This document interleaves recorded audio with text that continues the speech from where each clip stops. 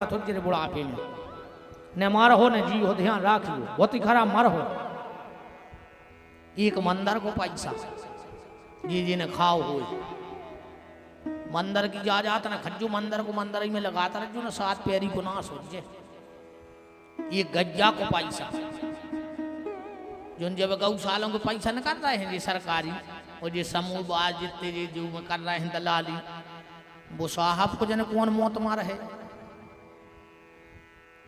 गज्जा के नाव को तो गोविंद नहीं पचा सके, चार को दानो तुमने तो ठीक हो रहा, हम तो ठीक है। भगवान में दम नहीं है, इनमें जी बैठी जी नहीं पचा सके गज्जा के नाव को चार, चार को दानो नहीं पचा सकत बाकी बिहारी। दुनिया की तो छोड़ दी तुमने जी, खा रहे हो गज्जा के नाव से निकाल के सरकारी गौशालाओं को। ईमानदारी से जितनो सरकार दे रही है, अगर ईमानदारी से गज्जा खिलाने लग जाए तो एक गज्जा रोड पे न मिले, मनोते न पहुंचा ही नहीं रहा, दद्दा ही हरे खा रहा है बीच में।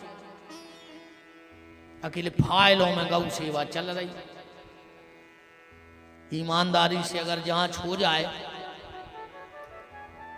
हमने तो अबे जो पशुपालन विभाग के मंत्री जी हैं श्री लखन पटेल जी से कही थी कि कछु ऐसी स्कीम निकालो कि जितनी जी के गन्ने हैं पता पड़ जाए। बोले महाराज जी चल रही है स्कीम चिप की, अब हर गज्जा को चिप लगे है कि गौशाला में कितनी गन्ने हैं। हाँ हमने कहा जो बढ़िया रहे यार, सोई मजा बन जाए वृंदावन बिहारी लाल की। तो प्याज लहसुन ने खाओ चज्जे, एक टेम भोजन करो, ने कोई तो दो ही टेम करो, और ने चले तो तीन बेर खाओ। तो रोटी से का परहेज है, रोटी तो खूब खाएगा वो कोई दिक्कत नहीं है। बस तो राखियो दद्दाहर हो के जितो भोजन करो उस तन्नक ज्यादा भजन करत रहो, सो भोजन करो नुकसान नहीं करे। इस सारे नियम गोकर्ण जी ने बताए। विमान आया, विमान पे बैठ के गांव के लोग भगवान के परम धाम को गए। बड़ा प्यारा कीर्तन हुआ है, गोविंद जय जय गोपाल जय जय गोविंद जय जय गोपाल जय जय गोविंद जय जय गोपाल जय जय गोविंद जय जय गोपाल जय राधा रमण हरि गोविंद जय जय राधा रमण हरि गोविंद जय राधा रमण हरि गोविंद जय जय राधा रमण हरि गोविंद जय। ठोक ले रे तना एक शाम रे फुका कर होए को हम जा बता दे। आखिरी में लूघरा खल्ले हैं, लूघरा यही काम के होते कि तुम्हारी खाल पटा के तबला ही मड़वा लेते, मोड़ी मोड़ा थैला ही बनवा लेते कि सब्जी ले आउते। करो तो ना कर रही तुम बज जाए।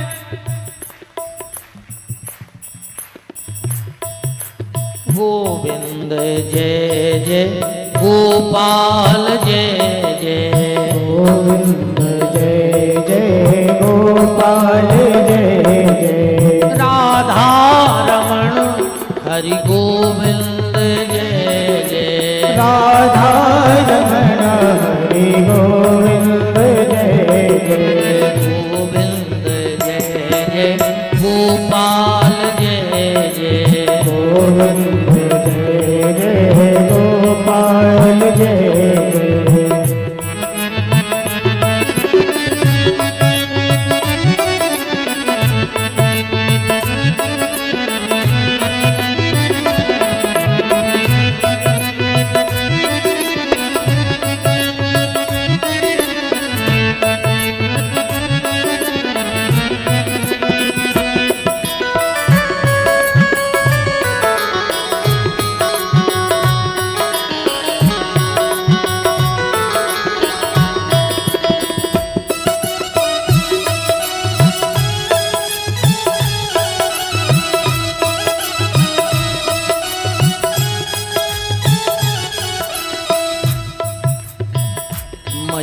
की जय जय, बाबा की जय जय, मैया की जय जय, बाबा की जय जय, मैया की जय जय, बाबा की जय जय, मैया की जय जय, बाबा की जय जय, बांके बिहारी नंद नंदन की जय जय, बांके बिहारी नंद नंदन की जय जय, गोविंद जय जय, गोपाल जय जय, गोविंद जय जय, गोपाल जय जय, गोविंद जय जय, गोपाल जय जय, गोविंद जय जय, गोपाल जय जय, गोविंद जय जय, गोपाल जय जय, गोविंद जय जय, गोपाल जय जय, जय गोविंद जय जय, गोपाल जय जय, गोविंद जय जय, गोपाल जय जय, बांके बिहारी नंद नंदन की जय जय, बांके बिहारी नंद नंदन की जय जय, जय बांके बिहारी नंद नंदन की जय जय, बांके बिहारी नंद नंदन की जय जय, गोविंद जय जय, गोपाल जय जय, गोविंद जय जय, गोपाल जय जय, गोविंद जय जय, गोपाल जय जय, गोविंद जय जय, गोपाल जय जय, गोविंद जय जय, गोपाल जय जय, गोविंद जय जय, गोपाल जय जय, गोविंद जय जय, गोपाल जय जय, गोविंद जय जय, गोपाल जय जय, गोविंद जय जय, गोपाल जय जय, गोविंद जय जय, गोपाल जय जय, बोलो बांके बिहारी लाल की जय। जय हो। सनकादिक ऋषि सूत जी से कह रहे हैं, ये बताओ राजा परीक्षित को श्राप क्यों लगा? सूत जी महाराज कह रहे तो ध्यान से सुनो। महाभारत युद्ध का बिल्कुल अंतिम दिन था, 18वां दिन। भीम के द्वारा दुर्योधन की जंघा तोड़ दी गई। भगवान ने विजय का शंख बजा दिया, पांडवों की विजय हो गई। अच्छा, एक बात है, महाभारत का युद्ध हुआ नहीं था और घोषणा पहले हो गई थी कि जीतने कौन कौन है। युद्ध चालू ने भाव तो और भगवान ने घोषणा कर दी थी कि को जीते। किस दिन का भाव? आधे जने हो गए दुर्योधन की तरफ, आधे जने हो गए युधिष्ठिर की तरफ। अब भगवान को की तरफ नहीं है। दुर्योधन ने सोची यार भगवान को अपनी तरफ मिलाना है।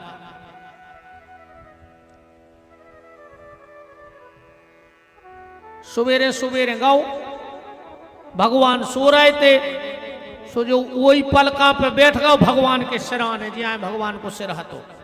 कहा से जो है घमंडी। अच्छा, अहंकारी आदमी उठबे बैठबे में भारी सोचत है। वो सोचत हम उते बैठ जे तो को का सोच है, हम इतने बैठ जे तो को का सोच है, जबकि वो महामूर्ख है हमारी नजर में। तो देखो जे को जानत है सो तुम कहूं बैठे रहो बे आओ, और जे को नहीं जाना सो तुम कहूं धरे रहो आओ तो बे। बताओ, जो जानता है। अच्छा, एक बात और है, आदमी की कीमत जगह पे बैठे से नहीं हुए। आदमी की कीमत कपड़ों से नहीं हुए। आदमी की कीमत होते हो के व्यवहार से, आदमी की कीमत होते हो के बोलचाल से, आदमी की कीमत होते हो के आव भाव से। कपड़ों से कीमत नहीं हो। कपड़ों से अगर कीमत होती तो तुमने तो हफ्ता में लिया थो जो एक आध जोड़ी ना है। करेली में या गाड़र बारा नरसिंहपुर जइयो जो कपड़ा की दुकानें रहते हैं वो के बाहर वे पुतरा से नहीं धरे लेते। वे दिन में 3 बेर कपड़ा बदला थे दुकानदार। आज तक को में जाकर उन पुतरों के पांव पड़े, पांव पल रहे यार जी तो भयंकर महंगे महंगे कपड़ा पहन रहे हैं। आदमी का आचरण पूछता है, कपड़ा नहीं पूछता, आचरण पूछता है। दुर्योधन गया और भगवान के शराने बैठ गया। तनक देर में पहुंचे अर्जुन। अर्जुन भक्त है भगवान को, बैठ गौरी पांव के। अब भगवान की खुली नींद, तो भगवान सो रहे थे सीधे, सोट के ऐसे ही बैठ गए जैसे हम बैठे थे खट पे। अच्छा नजर कौन पे पर है भगवान की? अब पहले अर्जुन पे पर है, वो पांव पे बैठो। तो भगवान बोले अर्जुन तुम, अब पीछे बैठो दुर्योधन। कहने लगो हम 1 घंटा पहल के आए। अच्छा पीछे बारे से बात हुज्जे तो कैसी हुज्जे? पीछे बारे से बात हुज्जे तो ऐसी हुज्जे। अरे काहे तुम, होगा फैसला। अर्जुन पे कैसी नजर पड़ी भगवान की? सीधी। और दुर्योधन पे कैसी पड़ गई? तिरछी। और जे पे भगवान की तिरछी नजर पड़ जाए वो कोनो युद्ध जीत सकत। अजय पे भगवान की सीधी नजर पड़ जाए वो कोनो युद्ध हार सकत का। अपन अपनी बोलचाल की भाषा में कहते हैं। कहने लगे यार वे तो बहुत बढ़ रहे हैं आजकल। कहने लगे भज्जा वे उन पे भगवान की सीधी नजर है। कहने लगे यार वो परिवार तो मिट गाओ। कहने लगे भगवान की तिरछी नजर यह हो गई। तो निवेदन हमाओ जो है रे भैया, तुम्हारे भी सवेरे उठ के 2 लोटा पानी डाल के शरीर पे और मंदिर जरूर जज्जो। वो के वे कहां जा रहे? जो दद्दा उनके गांव में रह रहे सो उनकी सीधी नजर में बने रहे वे। अर कहूं तुम मंदिर ने गए रुते हुन करत रहे सो भगवान देखे शाम को नायन कर गाओ, सुबह नायन कर गाओ। तुम पे पर तिरछी नजर से मार जाओ, फिर को ने बचा ले। भगवान कहूं रूठ गए प्यारे तो ने घर के बचे ने समाज के ने परिवार के, फिर तो घर के समाज के लोग हर जधर हैं। जल्दी टेम न लग, तुम 4 बजे मर जावे 5 बजे नु बार दे के रात भर धर के को भी अठराओ। कई खारी मोड़ी नहीं आई, कई बार तो खारी में देख ले। अब ऐसे भगवान की नजर में बने रहो ना, मार जाओ।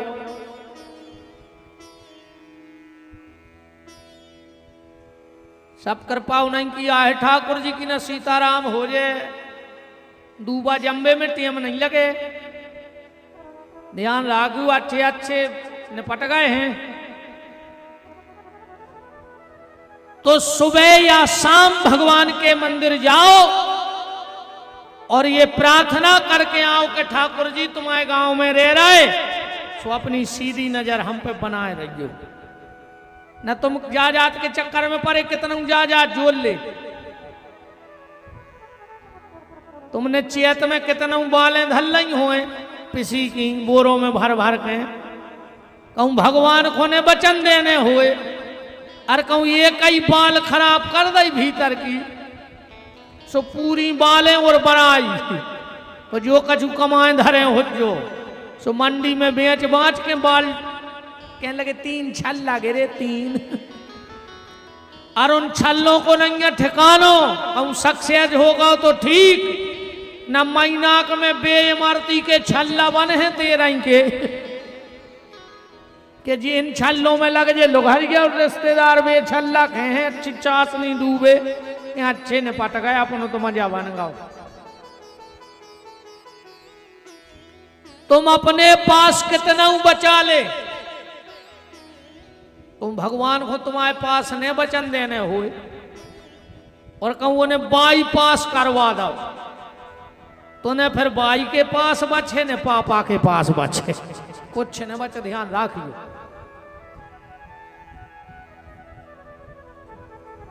अर्जुन पे सीधी नजर पड़ गई, फैसला हो गया कि युद्ध अर्जुन जीतेगा। अच्छा एक बात और देखो,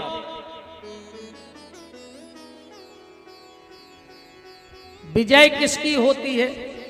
मान चले चुनाव का अपन उदाहरण लाएं, चुनाव में विजय किसकी होती है?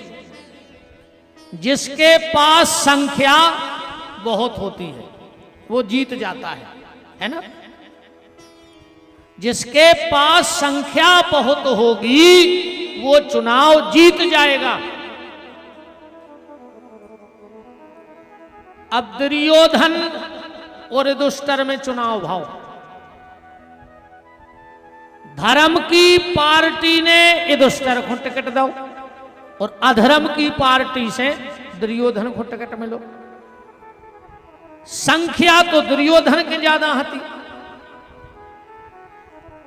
18 अक्षोणी सेना हती हो के लिए 18 और युधिष्ठिर के 13, तो संख्या तो ज्यादा दुर्योधन की कहाई।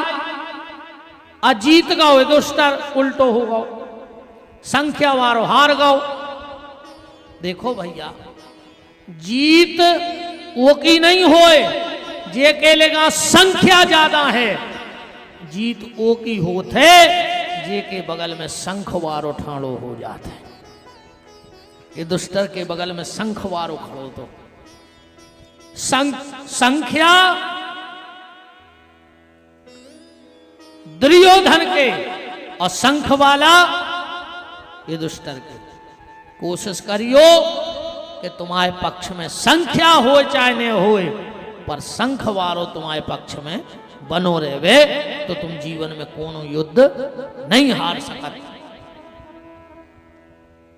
भगवान ने विजय का शंख बजाया, दुर्योधन अकेला पड़ा है कुरुक्षेत्र में, और उसी समय द्रोणाचार्य का बेटा अश्वत्थामा आ गया। दुर्योधन मरने का कष्ट हो रहा है, दुर्योधन बोलो बिल्कुल नहीं। तो पर चेहरा क्यों उतरा है? दुर्योधन बोलो अश्वत्थामा हमें ये चीज की तक कष्ट है, पांडव 5 भज्जा हते रही कहीं नहीं मरो, और हम 100 हते 99 मर गए, हमारे भी बारी हैं। अगर उनमें से एक भी सुख से मर जातो तो हम सुख से मर जाते। देखो दुष्ट आदमी ऐसा होते रही, जिंदगी भर दुष्टता करी और मरत मरत फिर भी यही विचार ले आ रहा हूं, कम से कम आखिरी में सोच ली तो कि जो भाव सो भाव, अब अनो भगवान को नाव ले लाए, इसलिए तुम उनसे दद्दा भजन करेंगे रे न, आखिरी में पूरे घर के घेर जे हैं। बब्बा दादा कहो हरे राम हरे, दादा कहो हरे राम हरे, दादा कह रहे यार रे मरे, अरे मरे। दादा के बाप ने नहीं कही कबू हरे राम हरे जिंदगी में, अब आखिरी में कैसे न कर जाए। इसे भगवान को नाम लेते रहो। दुर्योधन ने पूरे जीवन दुष्टता करी, अब मरने के बाद भी विचार दुष्टता ही के लिए आ रहा हो। इन्हें कछु कछु देता ही है बेटे। एक गांव में एक आदमी है तो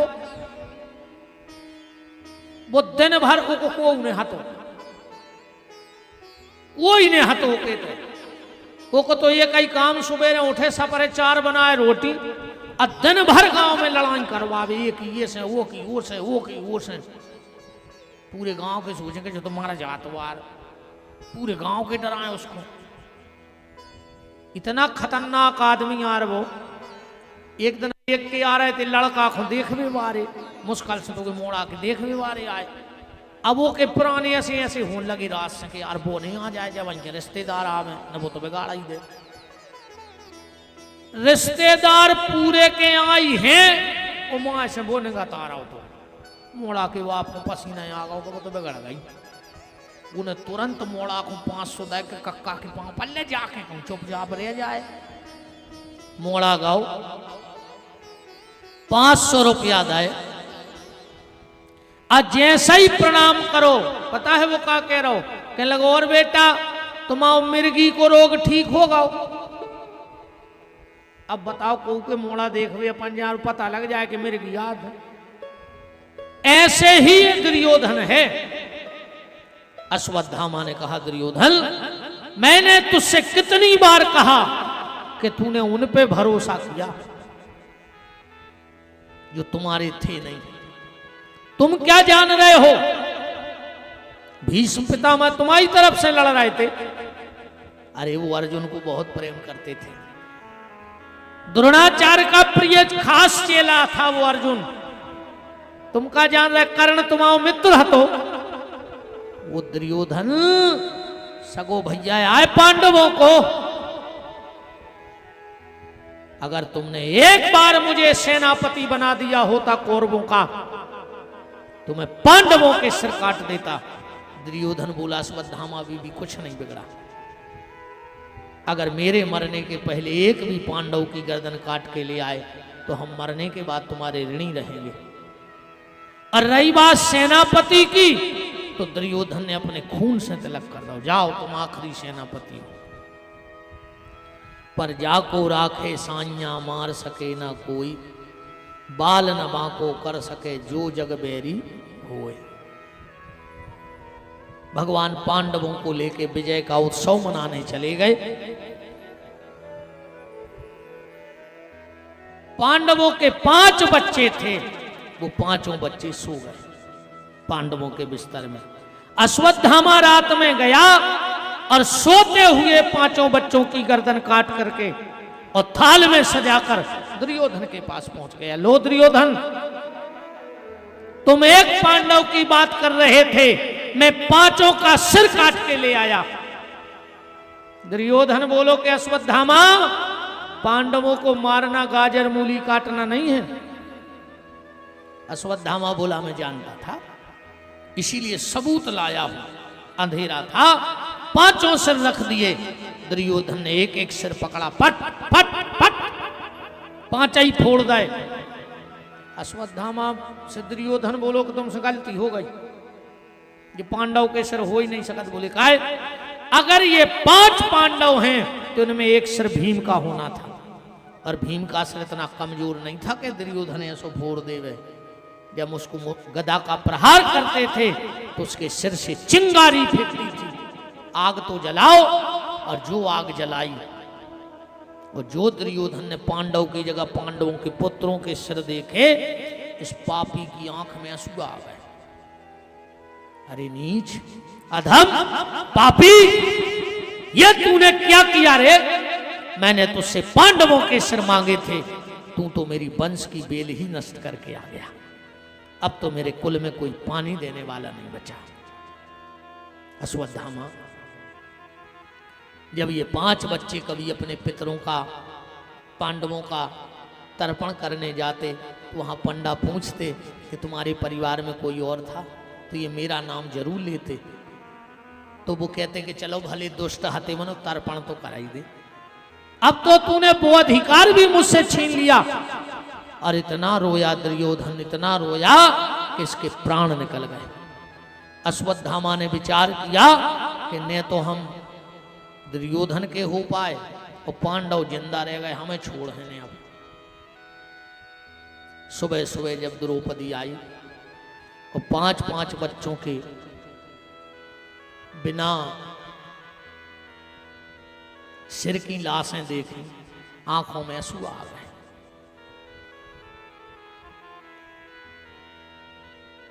और आएंगे क्यों नहीं, मां है साहब। 3 दिन आनो तिरिया रोवे, 6 महीना नो भाई, और जन्म जन्म नो माता रोवे, कर गए आस पराई। जिस मां ने अपने खून को दूध बना के पिलाया हो और उस मां के सामने 5 बच्चे अगर मरे पड़े हों तो उस मां पे क्या बीतेगी। भगवान ने कहा बहन, बच्चों के मरने की तकलीफ हो रही है। द्रौपदी बोली नहीं भैया, आपके साथ रहकर इतना तो मुझे ज्ञान हो गया है कि दुनिया की बगिया में अब तक ना कोई फूल खिला, खिल के जिसको मुरझाना न पड़ा, वो दुनिया का ये दस्तूर रहा, जिसे आना पड़ा उसे जाना पड़ा। मौत तो निश्चित है, बात तो आ है, और कछु पक्को हो चाहे न हो। जिसका जन्म हुआ कोई गारंटी नहीं पढ़ लिख पाएगा कि नहीं पढ़ लिख पाएगा। है कोई गारंटी कि मनुष्य बन गए तो पढ़ाई जाओ? मनुष्य का जन्म मिला, कोई गारंटी नहीं कि तुम पैसा कमा पे हो कि नहीं कमा पे हो। है कोई गारंटी? मनुष्य का जन्म मिला, कोई गारंटी नहीं कि तुम नाम कमा पे हो कि नहीं कमा पे हो। मनुष्य का जन्म मिला, कोई गारंटी नहीं कि तुम्हारी शादी हो जाए कि नहीं हो जाए। बताओ, मनुष्य बन गए, ब्याह हो जाए, पक्को है? बताओ, नहीं। अरे अपनी तो छोड़ दे यार। देश में ऐसे कई प्रधानमंत्री भाई जिनको ब्याह नहीं भाव, तुम लाखों गिनती में रहे। कई मुख्यमंत्री तक बन गए, मनो पति नहीं बन पाए, उनके ब्याह नहीं भाई। कई राष्ट्रपति बन गए, मनो घर के पति नहीं बन पाए। बात उनकी किस्मत अलग आती कि एक के पति नहीं बने, सो राष्ट्र के पति बन गए। अपनी किस्मत है ऐसी। पर मनुष्य का जन्म मिला है तो एक चीज की गारंटी है कि मरना तो पड़ेगा, उसको कोई नहीं टाल सकता मौत को। तो द्रौपदी बोली, भैया मुझे मेरे बच्चों की मौत का कोई अफसोस नहीं है। भगवान बोले, फिर रो क्यों रही हो? द्रौपदी बोली, हम इसलिए रो रहे हैं, जिसने मेरे बच्चों को मारा है अगर जागते हुए मारता तो मेरा एक काम बन जाता, उन्हें सोत में मार दो। क्या? बोले, मेरे बेटे आखिरी में तुम्हारा नाम ले लेते तो उनकी गति बन जाती, बस। भगवान बोले, धन्यरी द्रौपदी, तुम्हें जो दुख नहीं है कि हमारे बच्चा मर गए, तुम्हें जो दुख है कि भी आखिरी में नाम नहीं ले पाए। जाओ बहन, मैं तेरे बेटों को शायद जो मुक्ति प्रदान करता हूं। अर्जुन ने कहा, द्रौपदी चिंता मत करो, जिसने तेरे बच्चों को मारा है तेरे सामने लाके दंड दूंगा, चलो कन्हैया। भगवान गए। तथा हतम पशुवत पाशुबध्यम वाम स्वभाव कृपा नमाम। दोनों हाथ बांध करके द्रौपदी के सामने खड़ा कर दिया। द्रौपदी ने प्रणाम कर लिया अश्वत्थामा को। भीम ने कहा, द्रौपदी जो हत्यार हुआ है 5-5 को, और तुम प्रणाम कर रही? द्रौपदी बोली, भीम ये हत्यारा बाद में है, पहले हमारे गुरुजी का बेटा है, तो हमने सोचा उसे प्रणाम तो कर लें, फिर जो फैसला हुई है सो देख भी। भगवान बोले, वाह बहन, तुम्हें ऐसे समय में भी धर्म याद है।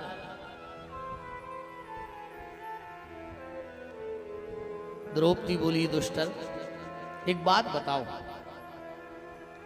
अगर इसको मार दोगे तो क्या मेरे बच्चे जिंदा हो जाएंगे?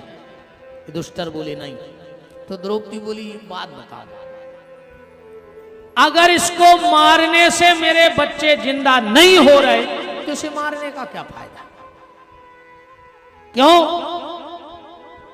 ये दुष्टर, बच्चों के मरने पर मां को कितनी तकलीफ होती है ये मैं जानती हूं, क्योंकि मेरे 5 बच्चे मरे पड़े हैं।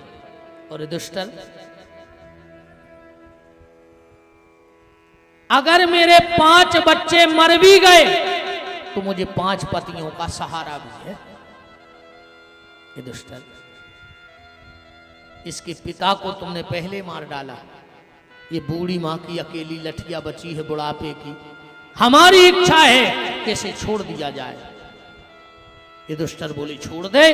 भगवान तो ताली बजाने लगे, धन्यरी बहन, कितना विशाल हृदय है तेरा, 5-5 बच्चों के हत्यारे को माफ कर रही। पर बीच में भीम कूद के आ गए, अर्जुन मार डाल इस पापी के लिए, इसने सोते हुए बच्चे मारे हैं। और 6 प्रकार के आताताइयों को मारने में शास्त्र में हत्या नहीं लगती है। 6 प्रकार के आताताई बताए गए हैं। पहला आताताई जो आग लगाए, आजकल तो लगभग बहुत आताताई हो गए। ठाणी फसलों में आगी तुमने लगा ही रहे, नहीं लगा रहे। हर पुणे नर्मदा जी जा रहे, तुमने कहा हजारों लाखों तुमने जीव जंतु बार रहे जिंदा में, नर्मदा जी तुम्हारे पाप धो दें। बताओ, आज तो तुमने खेत में आग लगाई, भगवान न करे कोनो दिन तुम्हारे घर में आग लग गई तो फिर बाको बुझे है क्या? बताओ, आदमी ने गेहूं बाओ, हार्वेस्टर चलवाओ, पर दुर्भाग्य है देश को। इस देश में पिसी काट बेवारे नहीं मिल रहा है। घींच काट बेवारों की लेन लगी है, तुम्हें कौन की कटवाने बताओ? पिसी काट बेवारे नहीं मिल रहे, पर घींच काट बेवारे खूब मिल रहे हैं। गैया को हिस्सा इतनी बड़ी पिसी होते, इतनी होते वो मैं अपनो हिस्सा कहतो है, इतो इतनी बाल रहता अपने। भगवान चाहे तो बाल को गोभी के सो फूल होता ही बाल खिला दे तो वो कर भी सका, तो समर्थ तो। पर उन्हें इतनो बड़ो गेहूं करो, वो में इतनी बाल, फिर इतो भी अपनो नहीं हो, एक खोच दाने तुम आए हैं बस, इतना ही नहीं करते एक बाल में एक खोच दाने तुम आए हैं। जी कायदा है भगवान ने तुम्हें तुम्हारी मजूरी दी कि हमारी गैया को भूसा बना के धर लियो, और तुमने जो भूसा बनाओ की मजूरी हमने वही में तुम्हारी लगा दी। तो आज को आदमी इतनो बेईमान है, इतनो बेईमान है, इतनो बेईमान है कि खुद को हिस्सा हार्वेस्टर से काट के और दई ठाणी फसल में आगी से भर भर आ गई। भगवान ने करे कि वो समय लौट के आवे। आज तुमने लाखों को बार दो, तो भगवान ने तुम्हें अपन ने वो भी देख लो कि अपन को घर के नहीं बार पाए। देख लो कोरोना में लते आए हैं, रे लते आए हैं, बाप मर गाओ मोड़ा नहीं गाओ, मोड़ा मर गाओ बाप नहीं गाओ। कोरोना में अपन ने वो सब देख लो।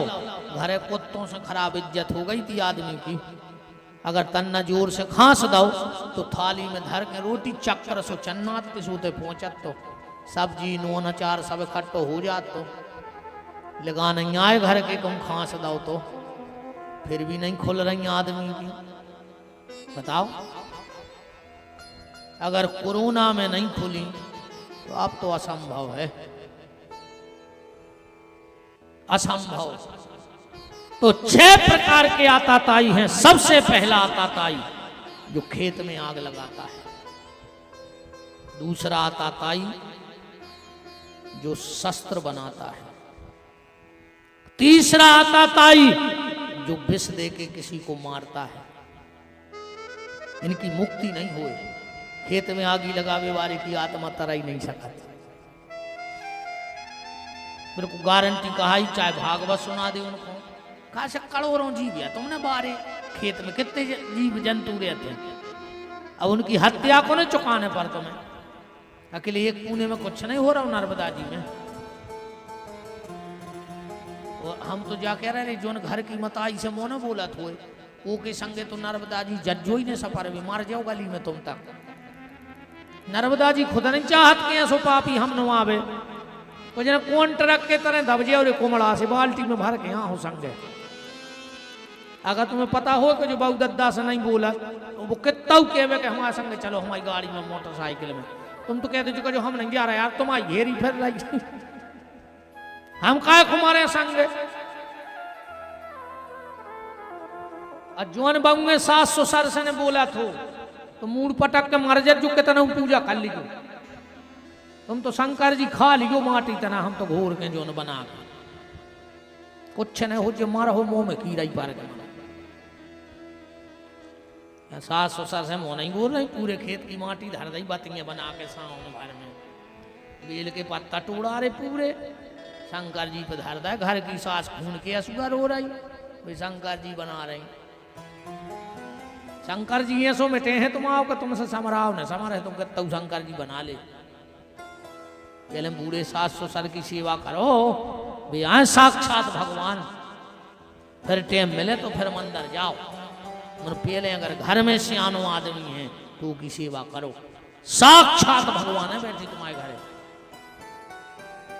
जा भर न खाओ। ये तो सोच रहे हैं कि कब सास मार जाए, वो कब ससुर मार जाए। इनको बस नहीं आ रही ना जिस वो तुम्हें घुट की दबा दे।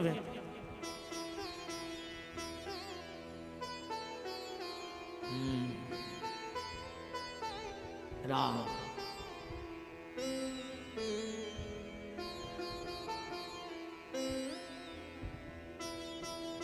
भीम ने कहा मार डाल अर्जुन इसके लिए। अर्जुन ने सोची अब हम क्या करें, युधिष्ठिर भी बड़े और भीम भी बड़े, एक कह रहा मार दे, एक कह रहा छोड़ दे। अर्जुन ने सोची भगवान से करवा लें फैसला, वे जो कछु के हम उसो कर दें। भगवान के पास गए, बोले प्रभु हमें क्या करो चाहिए। भगवान बोले मार के फेंक दे। अर्जुन ने जैसे ही बाण चढ़ाओ खींचो ही तो है। भगवान बोले खबरदार, ब्रह्म बंधुर न हंतव्यो। अर्जुन ब्राह्मण कितना आता ताई का इन्हें हो जाए, जान से न मारो चज्जे।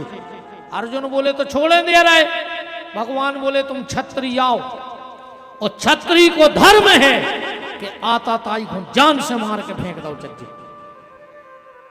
अर्जुन बोले मार दाए, बोले ब्राह्मण आए जान से नहीं मारने। बोले छोड़ दाए, बोले तुम क्षत्रिय आओ तुम्हें छोड़ने नहीं आ। अर्जुन ने कही जो सही रहो, मार रहा है सो वो ब्राह्मण और छोड़ रहा है सो हम क्षत्रिय। अच्छा भगवान ऐसा क्या कर रहा है?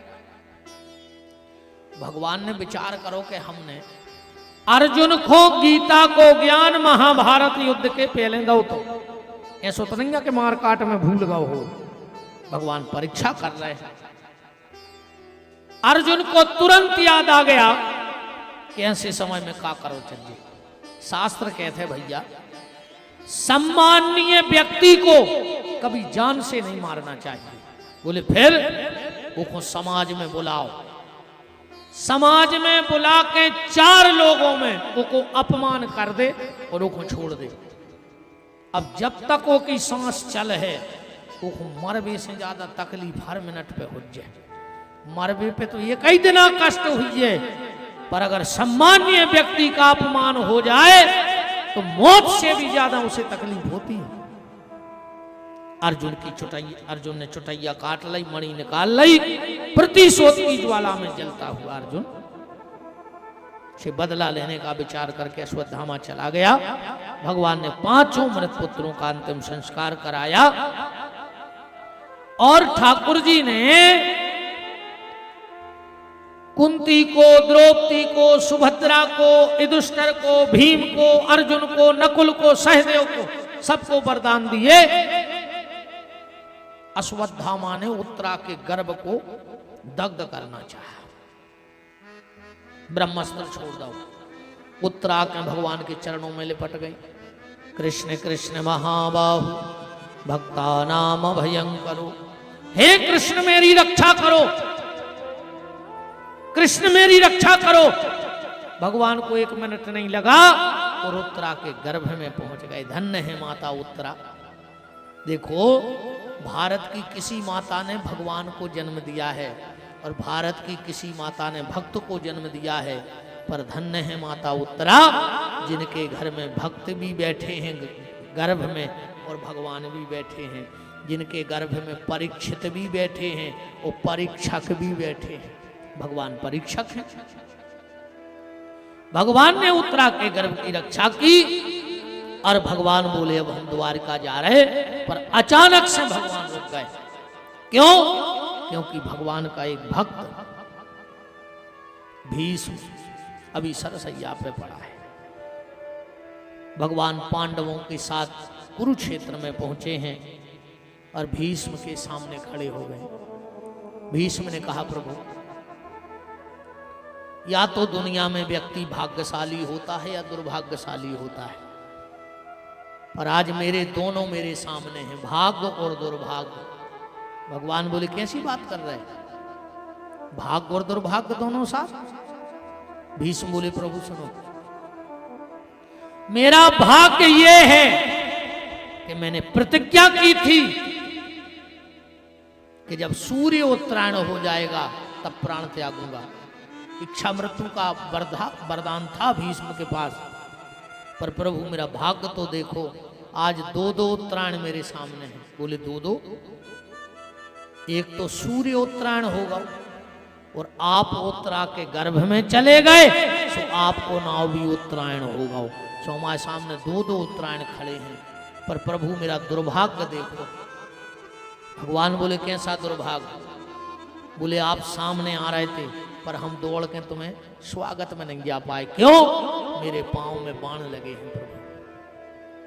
प्रभु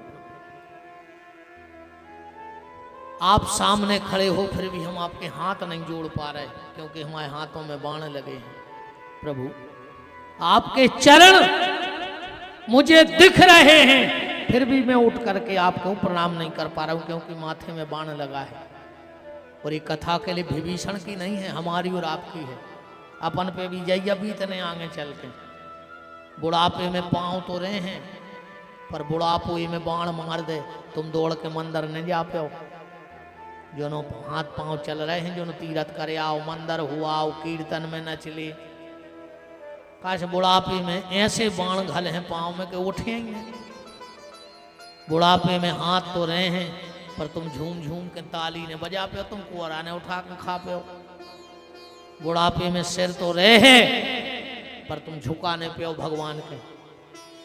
बुढ़ापे में तुम तकिया पे से गर्दन लुढ़क गई, अको नाती पोतों ने देख ली तो सीधी कर देना, तुम मर जाओ रात भर में घींच टेढ़ी करे करे। तुमसे खुद की घींच सीधी न हो, ध्यान राखियो। इसे जो झुक रही है, जो भगवान के तो झुका ले, माता पिता को प्रणाम कर ले। भीष्म भगवान के दर्शन करते करते प्राणों का परायण कर गए। भगवान लौट करके आए हैं,